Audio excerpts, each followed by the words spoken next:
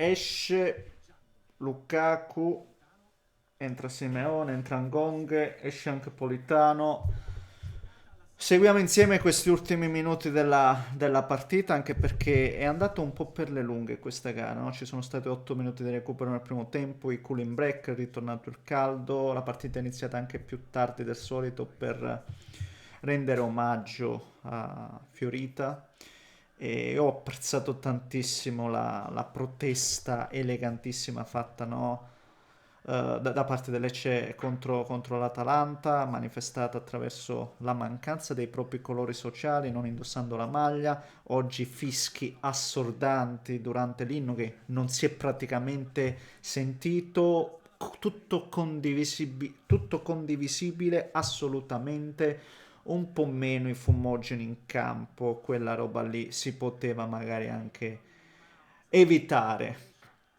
Detto questo, Napoli avanti e non voglio qui passare da iettatore, non credo di avere questi superpoteri che in questo momento potrebbero fare anche comodo, onestamente, ma la gara del Napoli è facilmente leggibile perché l'abbiamo vista tante volte quest'anno, ma veramente una marea, che quando poi va avanti, non le fai male, non le fai male, non lo fai quasi in nessun modo e c'è una statistica, anzi due, che mi colpiscono particolarmente e che ho trovato su Elastici, il programma di cronache, no? Che la prima, il Napoli non ha subito gol di testa. Poteva subirne uno oggi, la traversa di Gaspar, ma neanche oggi, almeno non al momento. E l'altra è che il Napoli è la squadra che concede meno tiri da contropiede. Cioè, in contropiede non si fa mai, cioè non permette mai all'avversario, no, di ripartire, come posso dire, no, di giocare contro il Napoli che non è a difesa schierata. E sta roba non è marginale, non è secondaria. Fa capire come posso dire, il marchio di fabbrica di Conte e delle sue squadre. E il Napoli è Conte in purezza, c'è poco da fare tatticamente parlando.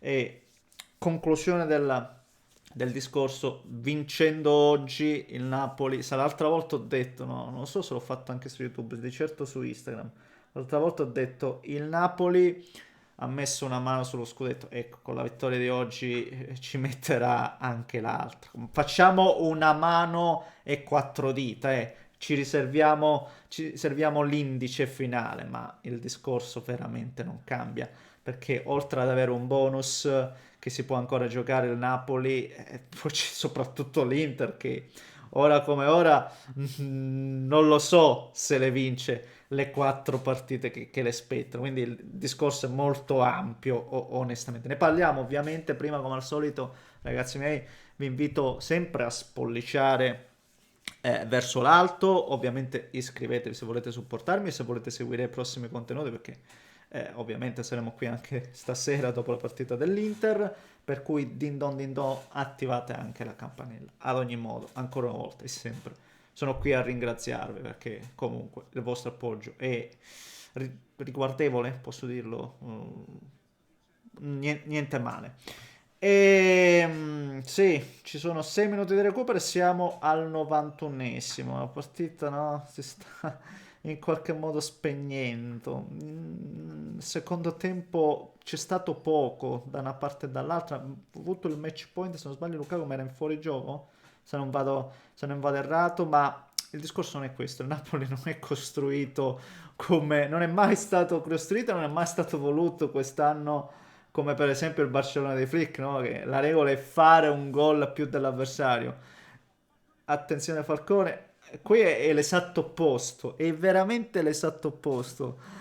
L'importante è subire un gol in meno dell'avversario e magari farne uno, sbloccarla in qualche modo. Gentilmente la porta. Scusa un attimo. Sì, Viene Antonio, non viene? dovrebbe venire. Allora, Prepara qualcosa se è possibile, gentilmente, senza fare casino e rumore, visto che starei registrando. Sì, non fare casino. Che facciamo?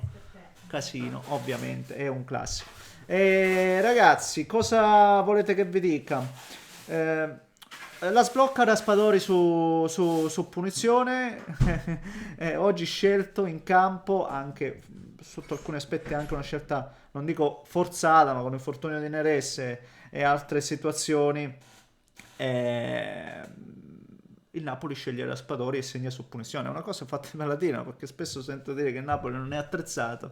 Ecco, anche uno come Raspadori farebbe comodo all'Inter, per esempio, no? Per le caratteristiche. La punizione, vuoi o non vuoi, comunque sponda di Lukaku, ma il fallo lo prende lui. La punizione la va a battere lui e segna lui. E ne ha fatti di gol importanti quest'anno Raspadori. Non è di certo il primo, non è il primo gol da 3 punti. Quindi, onestamente, ribadisco, nonostante la cessione di Kvara, nonostante l'infortunio di Neres, il Napoli mette una coppia d'attacco, Raspadori e Lukaku, ed è una coppia funzionale, una coppia che va. Poi certamente bravissimo anche Conte nello sfruttare e nel valorizzare la medesima coppia appena citata, però c'è una base, no? Questo voglio dirlo perché, ripeto, a me non piace il fatto che i meriti magari se li prenda solo uno e che non vengano apprezzati questi ragazzi e vengono ballati come squadra scadente. Io non ho mai pensato, fatemelo dire, non l'ho mai pensato che il Napoli avesse una squadra scadente, una rosa di basso livello, ed è il motivo per cui vi ho detto dalla prima volta il Napoli, vada come vada, si giocherà lo scudetto fino all'ultimo. E non solo se le giocate, è qui Conte poi fa la differenza, la fa veramente qui la differenza, che poi lo vinci pure lo scudetto, e c'è una grande, ancora una sostanziale differenza dal giocarselo a vincerlo, no? C'è quel passo finale che comunque, anche in questo caso va detto, non era scontato, ed è qui che entra in campo Conte per quanto mi riguarda, perché il discorso è questo: Napoli adesso non farà passi falsi, non esiste, ragazzi miei, non esiste, nonostante magari, come avete visto, ha perso anche qualche pedina. Oggi si infortuna Lobotka, c'è stato l'infortunio di Buongiorno. La squadra va, la squadra funziona, la squadra non prende gol. Lo dicevo prima, l'ho citato prima la statistica, c'è poco da dire in tal senso, e bravi loro, bravo il Napoli, bravi senza ombra di dubbio loro. Vediamo quest'ultima azione, niente a fare, niente. Oggi per esempio Oliveira adattato dietro, posizione molto centrale.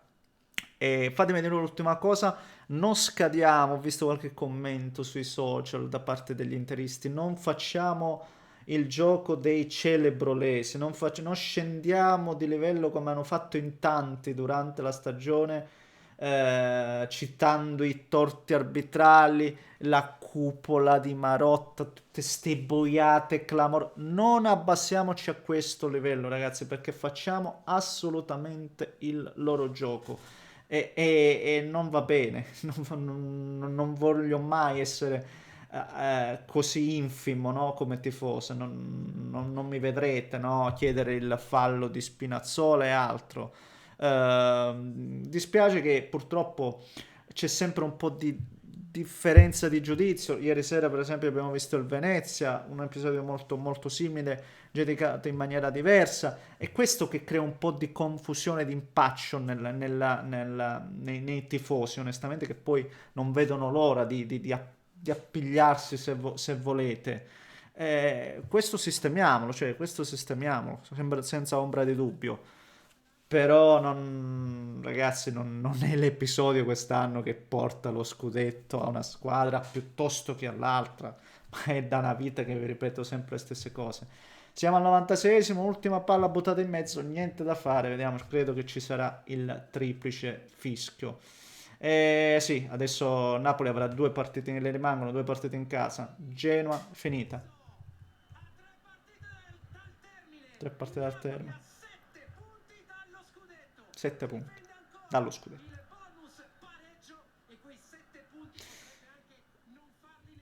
Non c'è neanche bisogno, in effetti, come ricordo, perché poi l'Inter non credo che le vinca tutto, onestamente. Signori miei, questo è il discorso. Sì, rimane Genoa in casa, poi c'è fuori casa, se non sbaglio, il Parma, e l'ultima col Cagliari in casa. Questo dovrebbe essere il calendario del Napoli. Il Napoli ha messo anche l'altra mano sullo scudetto. Punto, stop. Non mi dilungo più di quanto sia necessario, onestamente. Bravi loro, bravi loro. Fatemi sapere cosa pensate voi, commentate, leccate, se volete iscrivetevi al canale. Un grande abbraccio da Neschio.